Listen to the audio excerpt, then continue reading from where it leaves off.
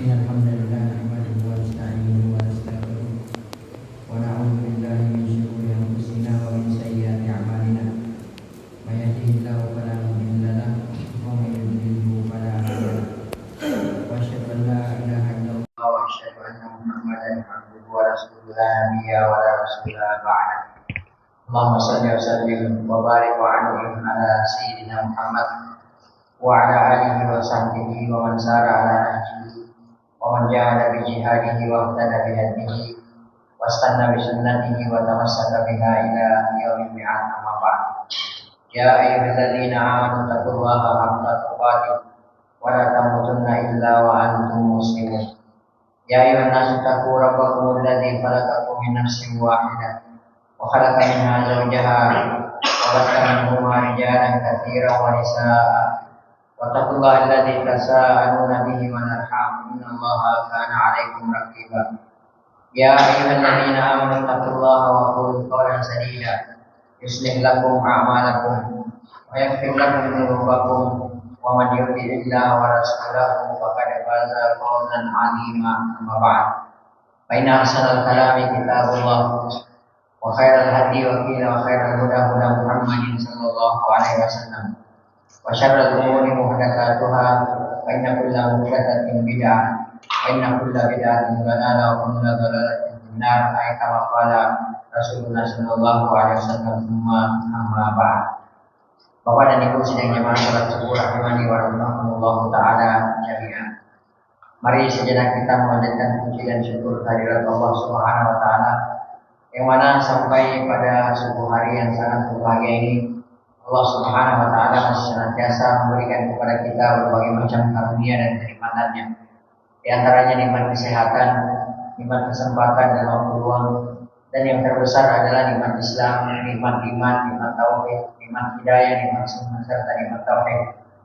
Sehingga dengan seluruh nikmat inilah kita masih bisa melangkahkan kaki ke tempat yang insyaallah taala diberkahi oleh Allah taala ini, dalam rangka untuk melaksanakan salah satu kewajiban kita sebagai seorang muslim, sebagai seorang muslimah, yaitu diantaranya melaksanakan sholat subuh secara berjamaah alhamdulillah, lalu kemudian dilanjutkan dengan talabul ilmi syar'i. Nabi kita yang mulia Nabi Muhammad sallallahu alaihi wasallam pernah bersabda, talabul ilmi faridatun ala kulli muslim, bahwa menuntut ilmu syar'i itu hukumnya wajib bagi setiap muslim laki-laki dan muslim perempuan. Ilmu yang dimaksudkan di sini, ilmu yang wajib kita tuntut adalah ilmu yang dengannya agama kita ini menjadi tegak. Ilmu yang dengannya kewajiban-kewajiban yang telah ditetapkan oleh Allah Subhanahu wa taala kepada kita sebagai seorang muslim dan muslimah, seperti kewajiban sholat, puasa, zakat, haji dan kewajiban-kewajiban lainnya bisa kita laksanakan dan bisa kita tunaikan dengan sebaik-baiknya. Kemudian Nabi Muhammad SAW juga pernah bersabda, man salaka tariqan yaltamisu fihi ilma. Barang siapa yang menempuh suatu jalan apapun itu, dalam rangka untuk menuntut ilmu syar'i, sahalallahu lahu tariqan ilal jannah. Niscaya Allah Subhanahu wa taala akan memudahkan jalan baginya menuju ke surga Allah Subhanahu wa taala. Al-Imam Ibnu Rajab bin Hanbal rahimahullah taala pernah berkata bahwa jalan tercepat atau jalan terekspres untuk memasuki surganya Allah Subhanahu wa taala adalah dengan jalan menuntut ilmu syar'i. Nabi kita Nabi Muhammad sallallahu alaihi wasallam juga pernah bersabda, "Idza marartum bi riyadil jannati farta'u." Apabila kalian melewati kebun-kebun atau taman-taman surga, farta'u, maka mampir atau singgahlah kalian. Para sahabat bertanya, "Ma riyadul jannah?" Apa yang dimaksudkan dengan taman-taman atau kebun-kebun surga? Kata Rasulullah SAW, "Hilakul dzikri." Yang dimaksudkan dengan taman-taman atau kebun-kebun surga adalah majelis-majelis zikir. Kata para ulama, yang dimaksudkan dengan majelis-majelis zikir di sini adalah majelis-majelis ilmu. Nabi kita Nabi Muhammad SAW juga pernah bersabda, "Majtama'a qaumun fi baitin min buyutillah." Tidaklah berkumpul suatu kaum di salah satu rumah-rumah Allah Subhanahu wa taala. Tidaklah satu kaum berkumpul di salah satu masjid-masjid Allah Subhanahu wa taala, yatluna kitabahu, dalam rangka untuk membaca kitab Allah Subhanahu wa taala, dalam rangka untuk membaca ayat-ayat Allah Subhanahu wa taala. Wa yatadarasunahu bainahum, dan mereka saling mengajarkan ayat-ayat Allah Subhanahu wa taala di antara mereka, kecuali kata Rasulullah SAW akan diberikan 4 keutamaan bagi mereka. Yang pertama, nazalat alaihimus sakinah, diturunkan ketenangan atas mereka. Yang kedua, wa ghasyiyatuhumur rahmah, mereka akan diberikan rahmat oleh Allah Subhanahu wa taala. Yang ketiga, wa hafathumul malaika, mereka akan dikelilingi oleh para malaikat. Dan yang keempat adalah wa dzakarahumullahu fi man indahu, Allah Subhanahu wa taala senantiasa menyebut-nyebut atau memuji kaum tersebut di hadapan para malaikat yang dekat dengan Allah Subhanahu wa taala. Nabi kita Nabi Muhammad sallallahu alaihi wasallam juga pernah bersabda, "Majtama'a qaumun yadhkuruna Allah." Tidaklah berkumpul satu kaum dalam rangka untuk berzikir kepada Allah Subhanahu wa taala atau dalam rangka untuk mempelajari ilmu syar'i. Kata Rasulullah SAW, kecuali akan ada penyeru yang berseru kepada mereka, "Antum maghfuran lakum." Penyeru tersebut atau malaikat tersebut berkata kepada para penuntut ilmu, "Antum maghfuran lakum." Berdirilah kalian dalam keadaan dosa kalian diampuni oleh Allah Subhanahu wa taala. Wa buddilat sayyi'atuhum hasanat, dan telah digantikan keburukan-keburukan kalian dengan kebaikan-kebaikan. Kemudian Nabi kita Nabi Muhammad SAW juga pernah bersabda, "Dunia mal'unatun mal'unun ma fiha." Dunia ini dan seluruh apa yang ada di dalam dunia ini terlaknat seluruhnya, kecuali kata Rasulullah, zikrullah, kecuali berzikir kepada Allah Subhanahu wa taala. Yang kedua, wa ma walahu, yang kedua, dan kecuali melakukan ketaatan kepada Allah Subhanahu wa taala. Wa alim, dan kecuali orang yang alim mengetahui perkara atau ilmu agama, atau muta'allimun, atau minimal dia senantiasa mempelajari syariat kita yang mulia ini atau agama kita yang mulia ini. Kemudian selanjutnya dalam pula salam dan salawat semoga senantiasa tercurahkan atas junjungan Nabi besar kita Nabi Muhammad sallallahu alaihi wasallam. Beliaulah yang telah membawa kita, beliaulah yang telah mengeluarkan kita dari gelap dan pekatnya alam jahiliyah menuju kepada terangnya alam Islam yang sempurna. Bapak dan Ibu sidang jamaah salat subuh, a'azzanallahu wa iyyakum. Dalam hadis yang diriwayatkan yang datang dari Abu Sa'id Al-Khudri radhiyallahu taala anhu, beliau berkata, "Sami'tu Rasulullah sallallahu alaihi wasallam yaqul." Aku pernah mendengarkan Nabi kita yang mulia Nabi Muhammad sallallahu alaihi wasallam pernah bersabda, "Man ra'a minkum munkaran." Barang siapa di antara kalian yang melihat suatu kemungkaran, dia falyughayyirhu biyadihi. Ya, maka kata Rasulullah SAW, maka hendaklah dia merubah kemungkaran tersebut dengan tangannya. Fa illam yastati, kata Rasulullah SAW, kalau dia tidak sanggup, kalau dia tidak mampu merubah kemungkaran tersebut dengan tangannya, fa bilisanihi, maka hendaklah dia merubah kemungkaran tersebut dengan lisannya. Fa illam yastati, kalau dia juga tidak bisa merubah kemungkaran tersebut dengan lisannya, ya fa biqalbihi, maka hendaklah dia merubah dengan hatinya. Akan tetapi kata Rasulullah sallallahu alaihi wasallam, wa dzalika ad'aful iman, itulah selemah-lemahnya iman, kata Nabi kita Nabi Muhammad sallallahu alaihi wasallam. Hadis ini diriwayatkan oleh Al-Imam Muslim rahimahullah taala rahmatan wasi'ah. Bapak dan Ibu rahimani wa rahimakumullah taala jami'an. Jadi hadis ini yang membicarakan tentang kewajiban beramar ma'ruf dan bernahi munkar. Akan kita bahas insyaallah taala hadis ini. Dan juga nanti akan kita bahas bagaimana hukumnya beramar ma'ruf dan bernahi munkar. Baik, sebelumnya kita akan melihat manzilatul hadis, kedudukan hadis ini di sisi para ulama rahimahullah taala jami'an. Para ulama berkata bahwa hadal hadis qaidatun min qawaidid. Hadis ini adalah merupakan salah satu dari kaidah agama kita yang mulia ini. Wa zahiruhu, dan secara zahirnya, annal insana yulzimuhu al-amru bil ma'ruf wan nahyu 'anil munkar hasabal istita'ah.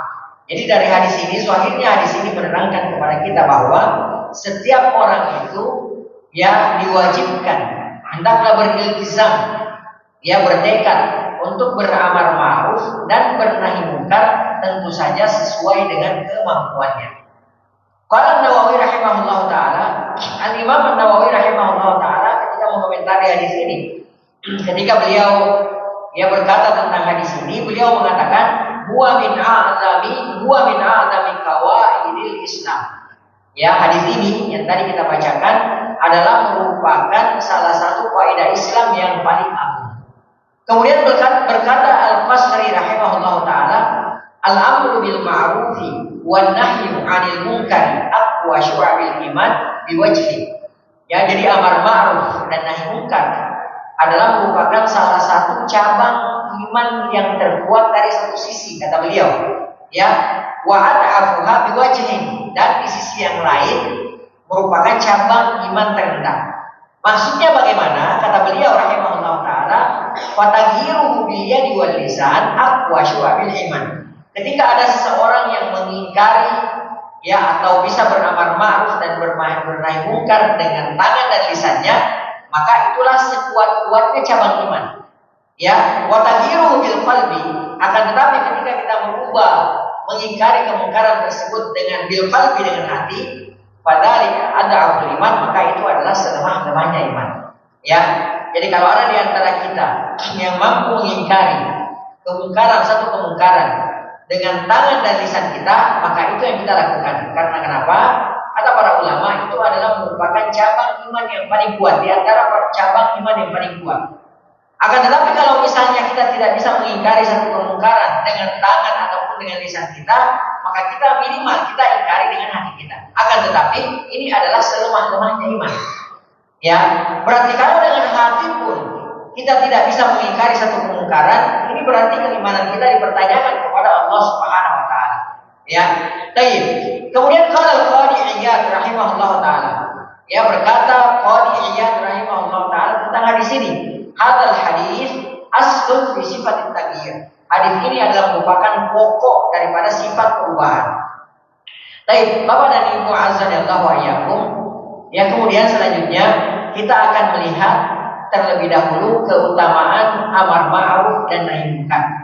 Ya, karena segala sesuatu yang disyariatkan oleh Allah Subhanahu wa taala itu memiliki keutamaan tersendiri.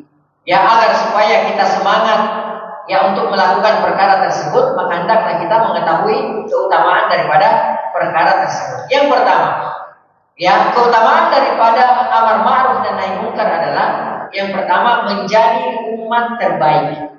Jadi kalau kita hendak digolongkan oleh Allah Subhanahu wa taala sebagai umat terbaik, sebagai manusia terbaik, maka apa yang harus kita lakukan? Yang kita lakukan adalah beramar ma'ruf dan bernahi munkar sesuai dengan kemampuan kita. Dalilnya mana? Dalam Al-Quran surah Ali Imran ayat 110. Allah Subhanahu wa taala berfirman, "Kuntum khaira ummah." Ya, kalian, kata Allah Subhanahu wa taala, adalah sebaik-baik ummah, sebaik-baik kaum, sebaik-baik manusia. Ya, bagaimana karakteristik daripada sebaik-baik umat atau sebaik-baik manusia, sebaik-baik kaum tersebut? Ukhrijat linnas, dikeluarkan untuk manusia, ta'muruna bil ma'ruf, kalian beramar ma'ruf. Apa yang dimaksudkan dengan beramar ma'ruf? Singkatnya, simpelnya, yang dimaksudkan dengan beramar ma'ruf itu adalah mengajak manusia, mengajak orang untuk melakukan kebaikan. Ya. Kemudian wa tanhauna 'anil munkar, dan bernahi munkar. Apa yang dimaksudkan dengan bernahi munkar? Simpelnya, dan nanti akan kita jelaskan. Ya, simpelnya adalah bernahi munkar itu mencegah atau mengingkari yang namanya kemungkaran. Wa tu'minuna billah, dan kalian beriman kepada Allah Subhanahu wa taala. Oleh karenanya, Bapak dan Ibu azza wa iyyakum, para nabi dan rasul adalah manusia-manusia yang termulia. Adalah manusia-manusia pilihan karena amar ma'ruf dan nahi munkar yang mereka lakukan. Ya, jadi kita tahu semua rasul yang diutus oleh Allah Subhanahu wa taala, mereka pasti beramar ma'ruf dan bernahi munkar. Itulah kenapa di antara salah satu sebab kenapa mereka menjadi manusia-manusia termulia, karena mereka beramar ma'ruf dan bernahi munkar. Ya, demikian pula halnya dengan sahabat dan generasi setelahnya. Para sahabat radhiyallahu taala majma'in. Dan Allah Subhanahu wa taala ketika menurunkan ayat ini, diturunkan di tengah-tengah para sahabat untuk khaira ummah. Kata Allah Subhanahu wa taala, kalian, yaitu para sahabat, khaira ummah, sebaik-baik umat. Kenapa mereka menjadi sebaik-baik umat? Yaitu tadi, karena mereka beramar ma'ruf dan mereka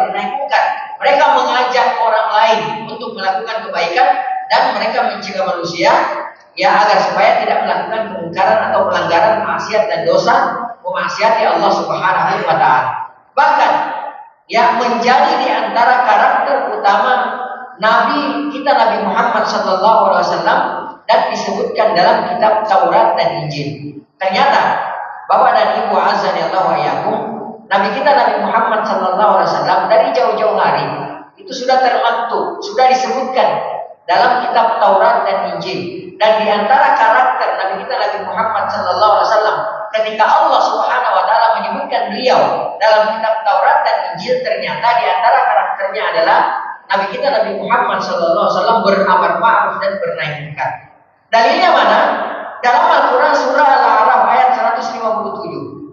Allah Subhanahu wa taala berfirman, "Alladzina yattabi'una ar-rasula an-nabiyyal ummi."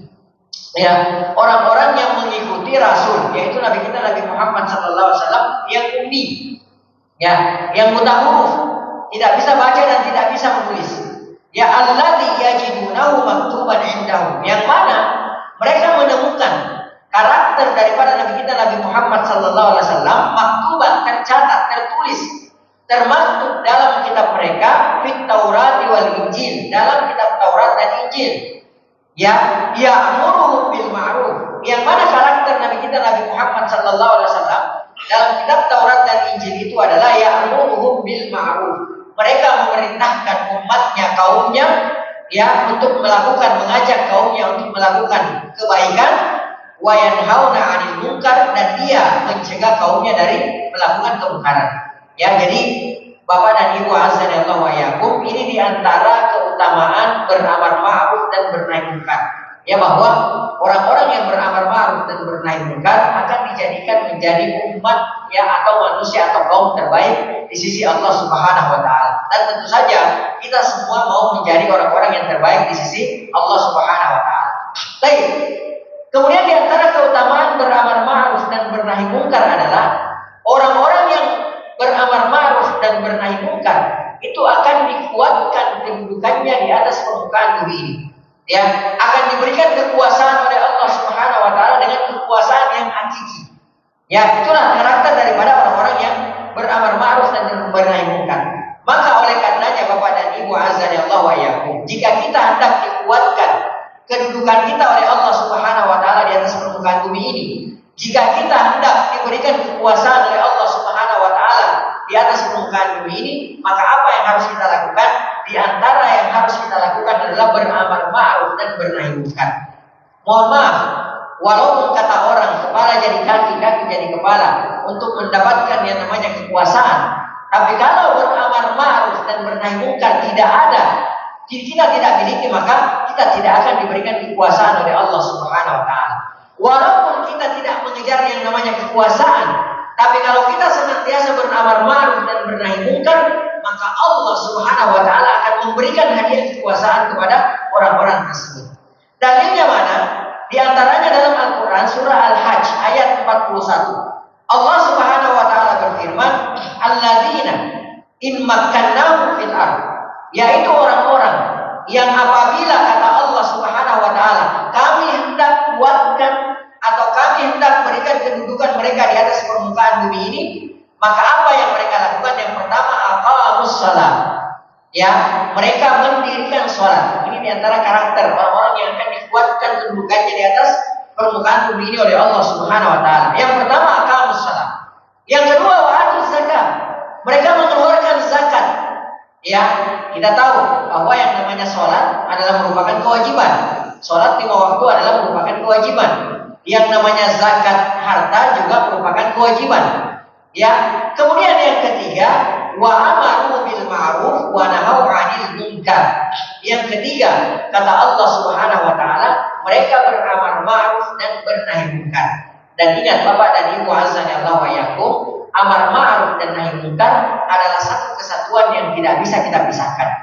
Ya, jadi nggak boleh kita beramar ma'ruf saja. Udahlah, kita ajak orang kebaikan saja.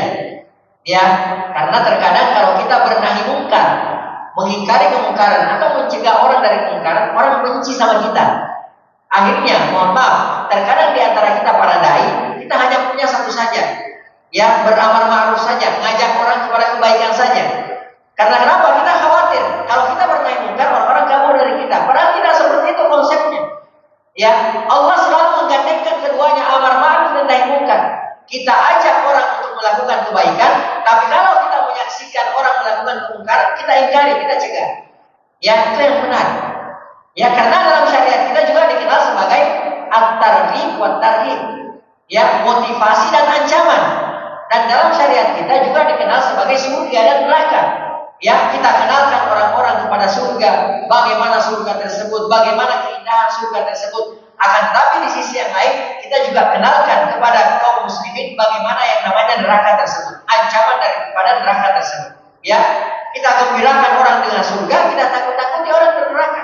Jadi tidak bisa dipisahkan, ya, antara amar ma'ruf dan nahi mungkar. Jangan kita hanya melulu beramar ma'ruf saja, lalu kemudian kita tinggalkan bernahi mungkar. Ini satu kesatuan. Ya, maka apabila kita hendak dikuatkan, ya, dikokohkan kedudukan kita di atas permukaan bumi ini, maka apa yang kita lakukan? Di antaranya adalah beramar ma'ruf dan bernahi mungkar. Oleh karenanya, ya, Bapak dan Ibu azan yang Allah wa'ayakum, para sahabat radhiyallahu ta'ala anhum ajma'in adalah orang-orang yang dikokohkan kedudukannya oleh Allah Subhanahu wa taala. Sebagai contoh, ya, kita tahu fase Makkah itu 13 tahun. Ya, waktu yang sangat singkat. Kemudian fase Madinah kurang lebih 10 tahun. Berarti 23 tahun. Ya, meninggallah, diwafatkan Nabi kita Nabi Muhammad sallallahu alaihi wasallam. Ya, 23 tahun sudah punya negara. Yang negara tersebut adalah Madinah. Kemudian bertolak dari sini Bapak dan Ibu azan ya Allah ya. Dilantiklah atau dibayatlah Khalifah Abu Bakar As-Siddiq radhiyallahu taala. Abu Bakar As-Siddiq radhiyallahu taala, ya, beliau menjabat sebagai khalifah itu kurang lebih 2 tahun. Ya, dan setahun setelah beliau menjabat sebagai khalifah, setelah beliau memberantas orang-orang yang murtad, ya, setelah beliau memberantas tokoh-tokoh yang mengklaim dirinya sebagai nabi, setelah beliau memerangi orang-orang yang enggan untuk membayar zakat, kemudian di tahun berikutnya Abu Bakar As-Siddiq radhiyallahu taala sudah mulai agresi, kalau bahasa kita, sudah mulai invasi, ya, sudah mulai melebarkan kekuasaan Islam, ya, ke negeri Persia dan Romawi.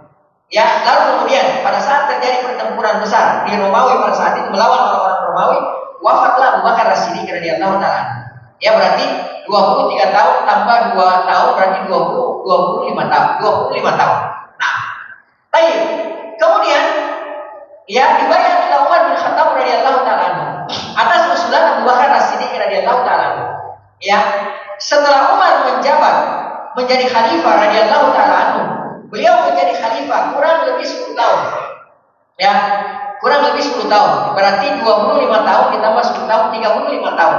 Tahukah kita bahwa di zamannya Umar bin Khattab radhiyallahu taala, Persia dan Romawi, dua kekuatan adidaya, dua superpower, dua Bizantium besar yang menguasai percaturan dunia pada saat itu, yang mereka sudah berkuasa lebih dari 800 tahun, di zamannya Umar bin Khattab radhiyallahu anhu mereka takluk dan mereka dicabut sampai ke akar-akarnya oleh kaum muslimin. Hanya dalam waktu 35 tahun. Ya, kita tahu persenjataan kaum muslimin apa adanya. Ya, logistik kaum muslimin apa adanya. Kekuatan mereka tidak memadai, secara logika tidak memadai untuk melawan orang-orang Persia dan Romawi. Akan tetapi tepatnya di tahun ke-22 Hijriah mereka ditaklukkan dan mereka dicabut sampai ke akar-akarnya oleh kaum muslimin di zamannya Umar bin Khattab radhiyallahu taala. Ini luar biasa. Ya, hanya dalam waktu 35 tahun. Dan bangsa Arab ini dulunya adalah bangsa yang sangat diremehkan oleh bangsa Persia dan Romawi. Ya, oleh karenanya bangsa Persia dan Romawi itu dulunya tidak pernah ada niatnya untuk menginvasi orang-orang Arab. Ya, karena nggak ada yang bisa diharapkan. Apa yang bisa diharapkan dari Jazirah? Ya, negeri yang gersang, tidak ada apa-apanya, orang-orang yang hanya demi perut saja, mereka bertikai antara satu dengan yang lainnya. Ya, antara suku saling berperang antara satu dengan yang lainnya. Apa yang bisa diharapkan dari bangsa Arab pada saat itu? Akan tetapi perhatikan, dengan datangnya Islam dan mereka adalah kaum yang beramar ma'ruf dan bernahi mungkar, senantiasa mengajak orang untuk melakukan kebaikan. Jika mereka melihat kemungkaran, mereka ingkari. Ya, mereka cegah orang-orang untuk melakukan kemungkaran. Maka maka Allah Subhanahu wa taala memberikan hadiah kepada mereka. Maka mereka pun dikokohkan kedudukannya di atas permukaan bumi. Mereka pun diberikan kekuasaan oleh Allah Subhanahu wa taala, walaupun mereka tidak mengejar yang namanya kekuasaan tersebut. Baik. Kemudian di antara keutamaan orang yang beramar ma'ruf dan bernahi munkar adalah yang menjadi orang-orang yang beruntung. Dan tentu saja kita semua yang hadir di sini, saya dan bapak-bapak semua, juga ibu-ibu semua tentu saja mau menjadi orang-orang yang beruntung. Siapa di antara kita yang tidak mau menjadi orang-orang yang beruntung? Nah, untuk mencapai keberuntungan ini, salah satu yang harus kita lakukan adalah beramar ma'ruf dan bernahi munkar. Dalam Al-Quran surah Al-Imran ayat 104, Allah Subhanahu wa taala berfirman, "Wal takum minkum." Hendaklah ada sekelompok atau segolongan di antara kalian, satu ummah, yad'una ilal khair, yang mengajak manusia untuk melakukan kebaikan, wa ya'muruna bil ma'ruf. Ya, wa ya'muruna bil ma'ruf, mengajak manusia untuk memerintahkan manusia untuk melakukan kebaikan, wa yanhauna 'anil munkar, dan mencegah atau mengingkari orang-orang untuk melakukan kemungkaran.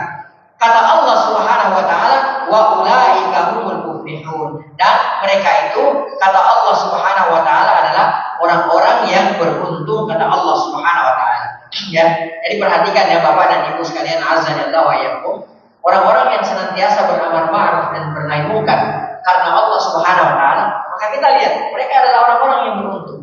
Dan puncak keberuntungan mereka adalah kelak ketika mereka dimasukkan surga oleh Allah Subhanahu wa taala. Faman zuhziha 'anil nar wa udkhilal jannah faqad faz. Siapa yang diselamatkan dari api neraka, kata Allah Subhanahu wa taala, lalu kemudian wa udkhilal jannah, dimasukkan ke dalam surga, faqad faz, maka sungguh dia telah beruntung. Baik. Kemudian selanjutnya, ya, di antara keutamaan beramar ma'ruf dan bernahi munkar adalah dengan amar ma'ruf dan nahi munkar tersebut bisa meredakan dan memadamkan api fitnah. Tahukah kita Bapak dan Ibu azan ya Allah wa iyyakum, kenapa terjadi banyak fitnah di tengah-tengah kaum muslimin? Mulai dari fitnah A sampai Z, mulai dari fitnah yang paling kecil sampai kepada fitnah yang paling besar. Ya, kita diolok-olok, kita dipandang remeh oleh orang-orang kafir. Ya, kita menjadi bahan bulian orang-orang kafir. Padahal jumlah kita adalah bukan jumlah yang sedikit. Ya, bahkan jumlah kita ini kata Rasulullah, kabusai-sai seperti bui yang ada di lautan, banyak jumlah kita. Tapi kenapa ternyata makin kesini makin banyak fitnah? Ya, jawabannya adalah karena kita kaum muslimin tidak lagi beramar ma'ruf dan bernahi munkar. Nah, dengan beramar ma'ruf dan bernahi munkar, maka dengan perkara ini bisa meredakan ya dan memadamkan api fitnah yang terjadi di antara kita. Imam Bukhari meriwayatkan bahwa Umar bin Khattab radhiyallahu taala pernah bertanya kepada para sahabat ketika beliau menjadi khalifah. Beliau bertanya kepada para sahabat, "Ayyukum yahfadhu qawla Rasulillah sallallahu alaihi wasallam 'anil fitnah?" Ya, Umar bertanya, siapa di antara kalian yang menghafalkan hadis Rasulullah sallallahu alaihi wasallam yang berkenaan dengan masalah fitnah? Ya, kita tahu ya Bapak dan Ibu azan ya Allah wa iyyakum, bahwa tidak semua sahabat yang menghafalkan atau mengetahui hadis-hadis yang berkenaan dengan masalah fitnah. Ya, dan salah satu sahabat yang paling paham, paling mengetahui hadis-hadis Rasulullah SAW yang berkenaan dengan masalah fitnah adalah Hudzaifah bin Yaman. Ya, makanya Hudzaifah bin Yaman radhiyallahu taala anhu adalah merupakan sahabat yang menjadi rujukan di zaman para sahabat. Salah seorang ulamanya sahabat. Jadi kalau ada sahabat yang mau bertanya tentang hadis-hadis yang berkenaan dengan masalah fitnah, maka mereka pun bertanya kepada Hudzaifah bin Yaman radhiyallahu taala. Ya, oleh karenanya Hudzaifah radhiyallahu taala pernah berkata, ya, kana nas, adalah manusia di zaman Rasulullah SAW yas'aluna 'anil khair. Orang-orang di zaman Rasulullah mereka senantiasa bertanya tentang kebaikan.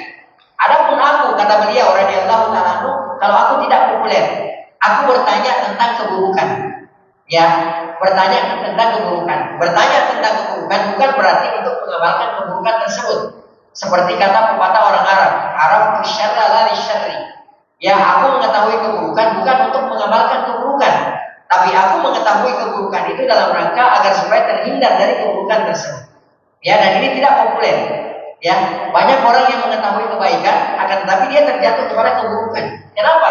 Kenapa dia bisa terjatuh kepada keburukan? Karena dia tidak mengenal keburukan tersebut.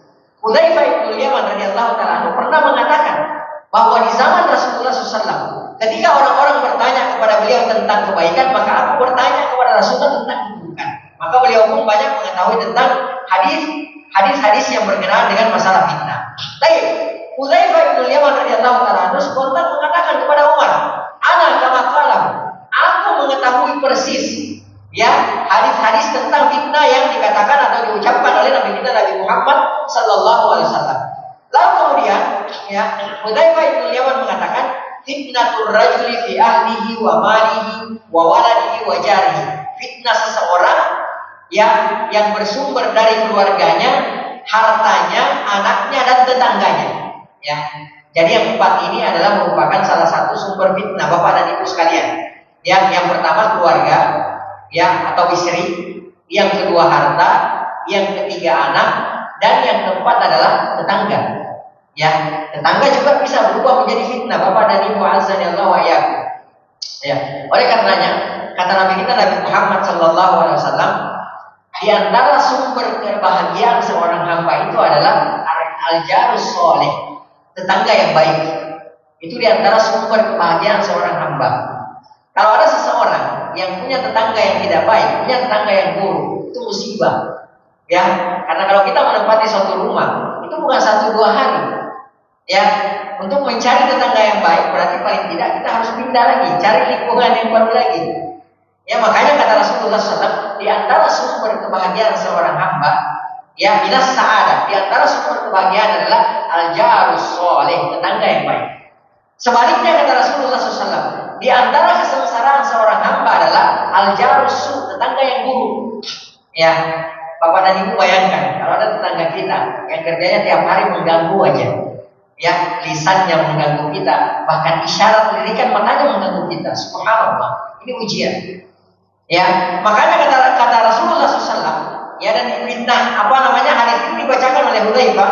Beliau mengatakan fitnatur rajuli bi ahlihi wa malihi wa waladihi wa jarihi. Ya, fitnah seseorang pada keluarganya, pada istrinya, pada hartanya, pada anaknya dan tetangganya. Akan tetapi kata beliau, tukaffiruha as-shalah. Yang mana fitnah tersebut itu bisa dipadamkan yang pertama dengan sholat, yang kedua wassaum dengan puasa, yang ketiga wassadaqah, dan yang keempat wal amru bil ma'rufi wan nahyi 'anil munkar. Ternyata keempat fitnah ini bisa dipadamkan diantaranya dengan beramar ma'ruf dan bernahi munkar. Ya. Baik. Kemudian Umar bin Khattab radhiyallahu ta'ala mengatakan, "Laisa hadza urid." Bukan fitnah ini yang aku kehendaki, yang aku inginkan. Ya, karena beliau juga mungkin tahu fitnah yang disebutkan oleh Hudzaifah bin Yaman. Walakin al-fitnatul lati tamuju kama yamujul bahr. Akan tetapi, ya yang aku inginkan kau ceritakan kepada aku tentang fitnah, yang mana fitnah tersebut seperti tsunami yang melanda kaum muslimin. Ya, maka apa kata Hudzaifah bin Yaman radhiyallahu taala anhu? Laisa 'alaika minha ba'sun ya amiral mu'minin. Tenang saja. Ya, tenang saja wahai Amirul Mukminin. Ya, tidak akan terjadi fitnah-fitnah tersebut di zaman Anda. Jadi, kalau mau tahu Bapak dan Ibu azanillahu wa iyyakum, dalam sirah dijelaskan bahwa yang menjadi pintu fitnah yang menghalangi Allah Subhanahu wa taala menurunkan fitnah di umat ini adalah Umar bin Khattab radhiyallahu taala. Ya, semasa Umar bin Khattab radhiyallahu taala masih hidup, Allah Subhanahu wa taala menahan agar supaya tidak terjadi fitnah di antara mereka. Ya, dan kapan fitnah itu mulai terjadi? Fitnah itu mulai terjadi ketika Umar bin Khattab radhiyallahu taala terbunuh.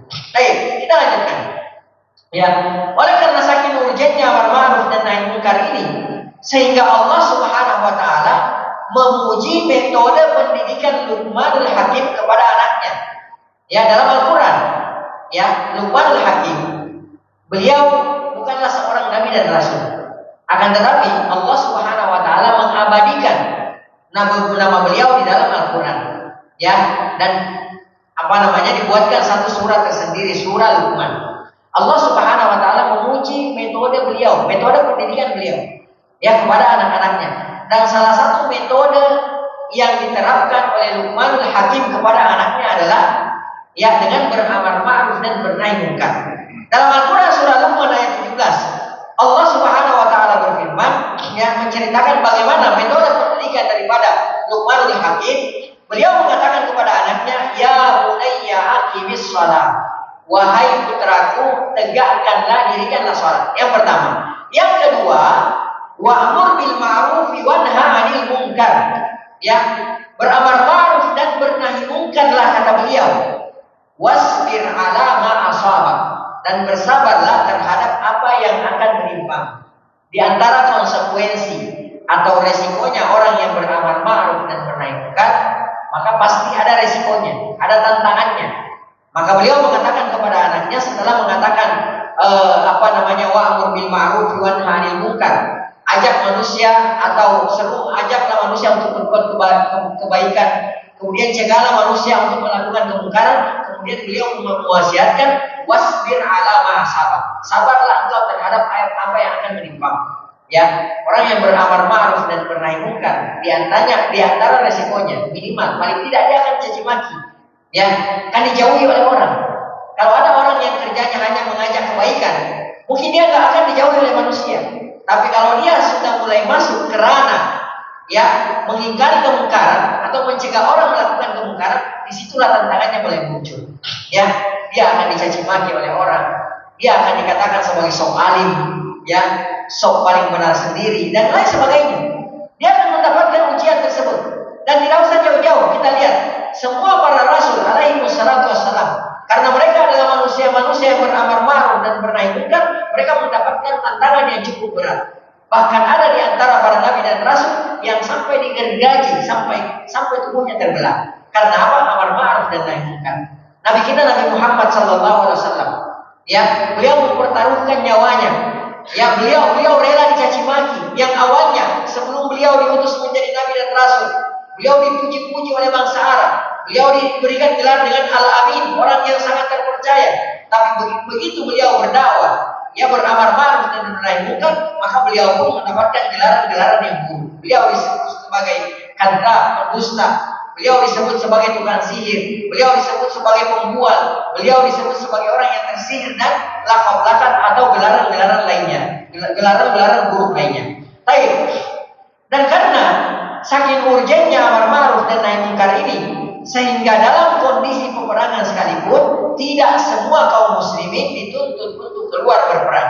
Kalau terjadi peperangan ya antara kaum muslimin misalnya dengan orang-orang kafir, karena saking pentingnya yang namanya amar ma'ruf dan nahi munkar, maka tidak diperbolehkan seluruh kaum muslimin keluar berperang. Akan tetapi tetap hendaklah sebagian di antara mereka kaum muslimin tetap tinggal untuk memperdalam ilmu agama dalam rangka untuk beramar ma'ruf dan bernahi munkar. Dalilnya mana? Dalam Al-Quran surah At-Taubah ayat 122. Allah Subhanahu wa taala berfirman, "Wa ma kana al-mu'minuna liyanfiru kaffah." Ya, kata Allah Subhanahu wa taala, tidak sepatutnya, tidak layak bagi orang-orang beriman itu seluruhnya berangkat untuk berperang.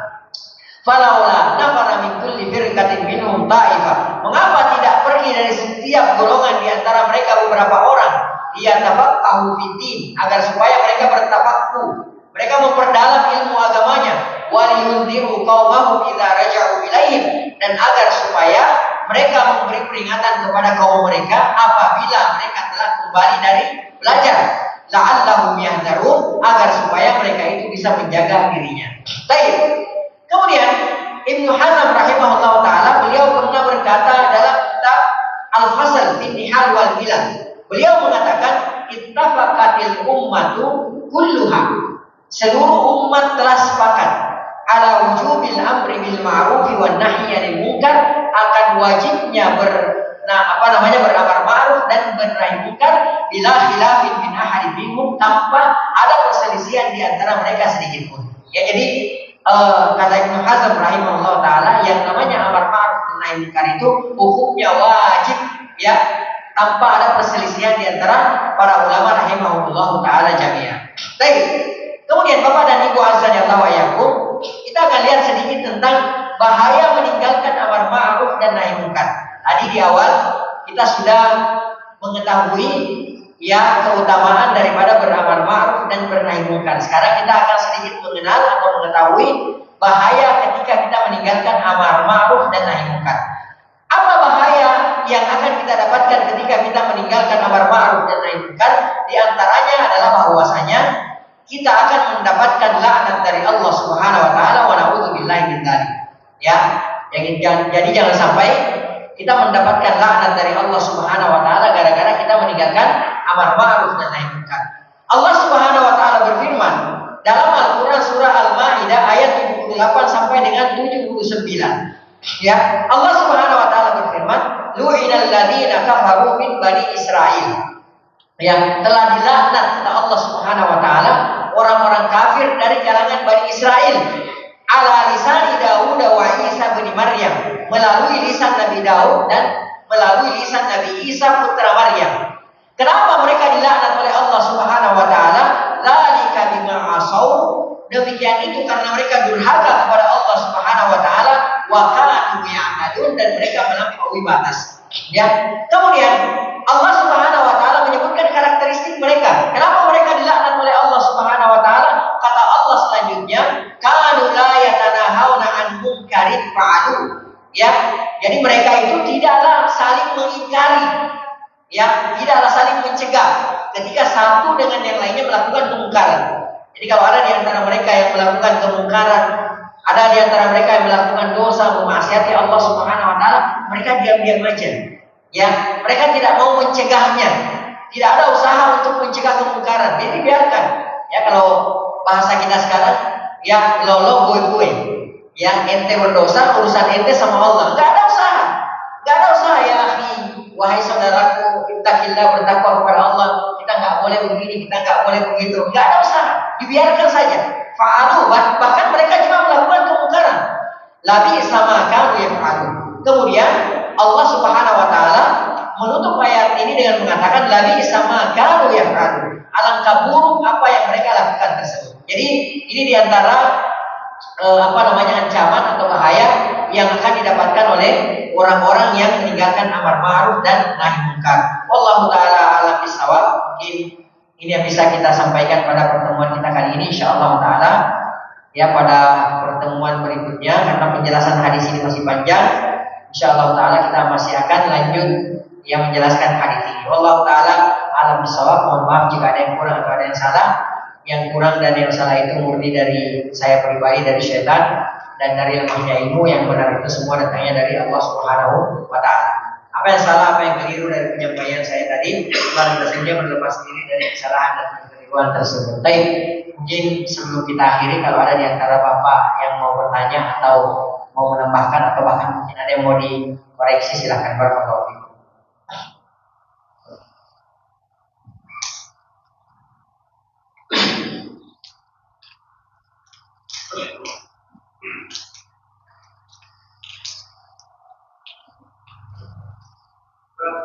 Silakan Bapak, barakallahu fikum. Silakan Bapak. Kita dalam lingkungan itu ada warga. Ya.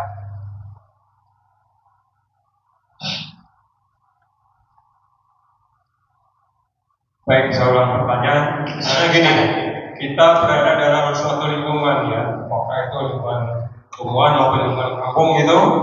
Terus di situ ada salah satu warga yang melakukan kemungkaran gitu. Enggak, kita mungkin sebagian kita tahu bahwa itu adalah perbuatan yang barangkali itu tuh salah. Nah, kalau kita membiarkan perbuatan tersebut, itu kira-kira berapa warga? Apakah 40 rumah lingkungan tersebut kena dampaknya dosa semua atau bagaimana itu? Demikian pertanyaan saya langsung. Terima kasih. Baik, masya Allah, bagus pertanyaannya ya.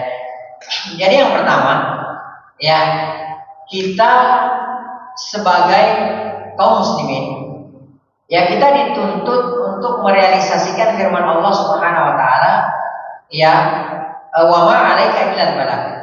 Ayat ini ditujukan kepada Nabi kita Nabi Muhammad SAW. Ya, kata Rasulullah sallallahu alaihi wasallam, "Wa ma 'alaika illal balagh." Muhammad, tugasmu hanya menyampaikan saja. Ya, tugasmu hanya menyampaikan saja. Ini yang pertama. Jadi kalau misalnya ada tetangga kita, taruhlah tetangga kita, ada warga misalnya, ya, yang melakukan satu pelanggaran, maka apa yang kita lakukan? Kalau kita bisa merubahnya dengan tangan, ya, tapi ini tidak semua orang bisa melakukannya.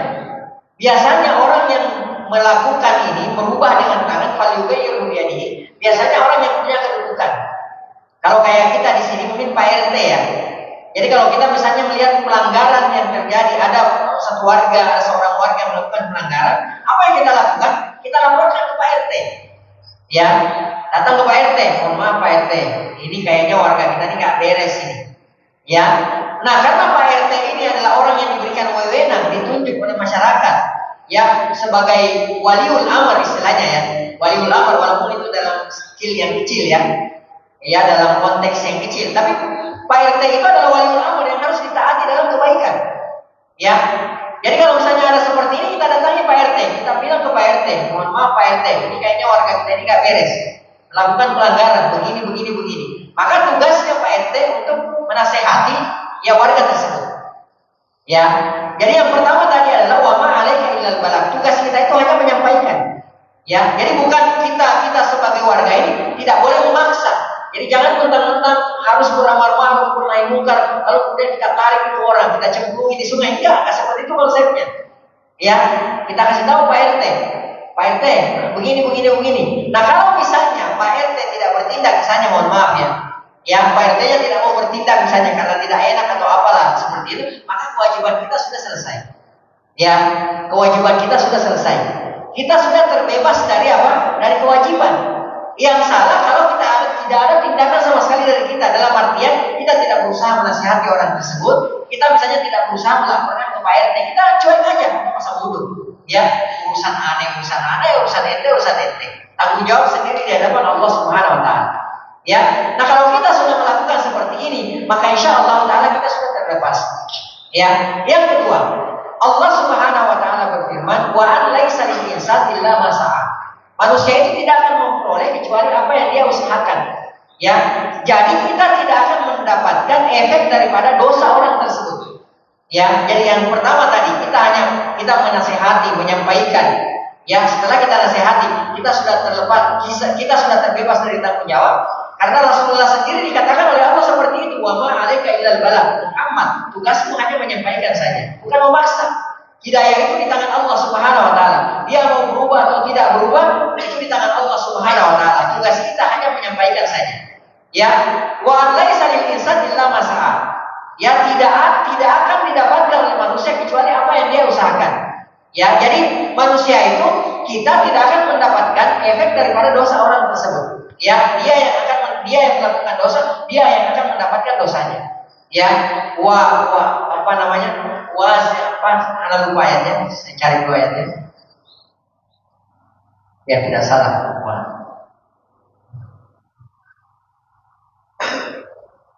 Dalam surah Al-Isra kalau tidak salah ya.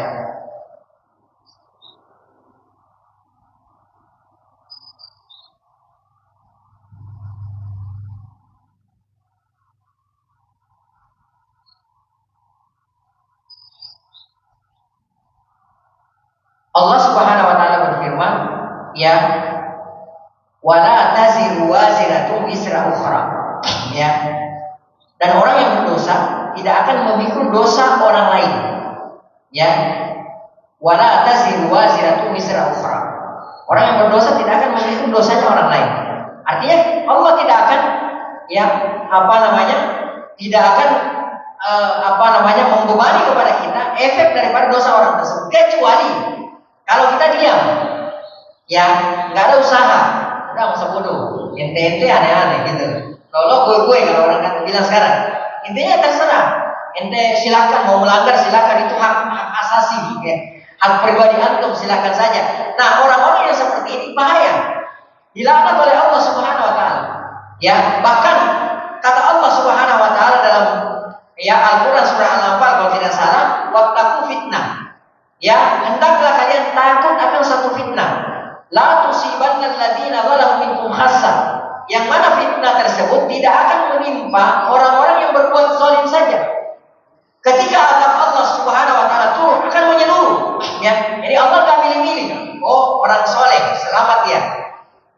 kecuali dengan hikmahnya Allah dia mau selamatkan, itu lain cerita. Ya, tapi kalau misalnya sudah terjadi yang namanya azab dari Allah Subhanahu wa taala, maka semua merata. Ya, tidak peduli apakah di situ ada orang soleh, di situ yang bertakwa, tidak bertakwa, semuanya akan kena azab Allah Subhanahu wa taala. Ini kalau mereka diam-diam.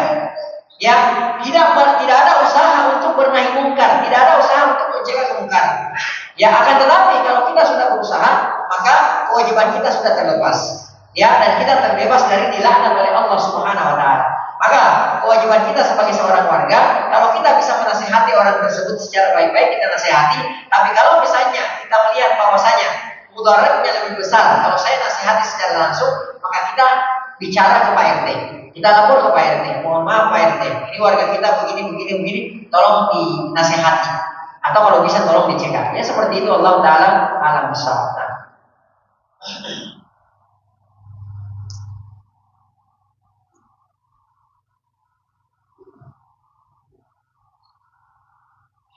Ada lagi? Sudah habis? Tapi kalau sudah tidak ada lagi, kita cukupkan sampai di sini ya. Sekali lagi mohon maaf jika ada yang salah atau ada yang kurang. Ya, yang kurang dan salah itu murni dari saya pribadi, dari syaitan dan dari lemahnya ilmu. Naktafi bihadzal qadar wa naktafi bi subhanakallahumma wa bihamdik nasyhadu an la ilaha illa anta nastaghfiruka wa natubu ilaika. Wa iyyakum wa sallallahu ala nabiyina Muhammad wa ala alihi washabihi ajma'in. Wa akhiru da'wana alhamdulillahi rabbil alamin. Wassalamualaikum warahmatullahi wabarakatuh. Waalaikumsalam.